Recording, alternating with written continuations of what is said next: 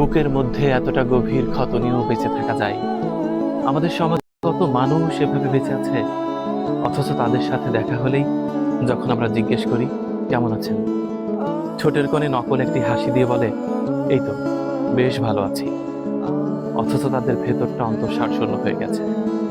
সারাদিনের হাড় ভাঙা পরিশ্রম করে বাসায় ফেরা পুরুষ মানুষটির ভেতরে কতটা গভীর ক্ষত সেটা কেউ দেখতে চায় না। শুধুমাত্র পরিবারের মানুষ তাদের প্রাপ্যটুকুই বুঝে নেয়, শুধুমাত্র দায়িত্ব সম্পর্কে সচেতন করে দেয়। আরো বেশি কাজ করতে হবে, আরো বেশি ছুটতে হবে। কত নারী মেকআপের আস্তরণে ভেতরের গভীর ক্ষত লুকিয়ে রাখে, সেটা শহরের সোডিয়াম লাইটের আলোয় কখনো বোঝা যায় না। সেটা বুঝতে হলে তার হৃদয়ের কাছে কান পাততে হবে, শোনা যাবে ভেতরে কত হাহাকার। এই গাছটি দেখে মনে হলো মানুষের জীবনটা এরকম। অনেক মানুষের ভেতরে গভীর ক্ষত, কিচ্ছু নেই, অনেক আগেই অন্তঃসার শূন্য হয়ে গেছে, তবু দিব্যি বেঁচে আছে।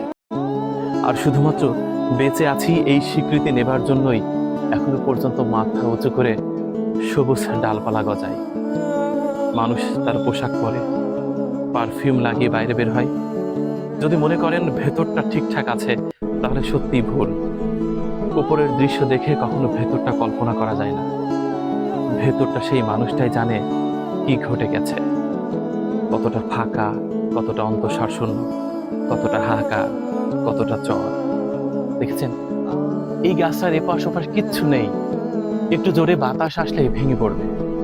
মানুষের বেলায় তাই, টিকে আছে শুধুমাত্র ভীষণ দুঃখ পেলে, ধৈর্যের বাঁধ ভাঙলে হয়তোবা পৃথিবী থেকে নিজেকে সরিয়ে দেবে। এতটা মর্মান্তিক সিদ্ধান্ত সে নিতেই পারে। এই গাছটি দেখে সত্যি আফসোস হলো, কত পুরুষ কত নারীর জীবন ঠিক এরকম, সে খবর কে রাখে? চার দেয়ালের মধ্যে কত নারী গুমরে গুমরে কাঁদছে, সেটাও কি কেউ খবর রাখে? কত পুরুষ দায়িত্ব পালন করতে করতে ভেতরটা এভাবে নষ্ট করে ফেলেছে, সে খবরই বা কজন রাখে? আমরা শুধুমাত্র বাইরে দেখি, বাইরে দেখেই বলি বেশ তো ভালো আছেন।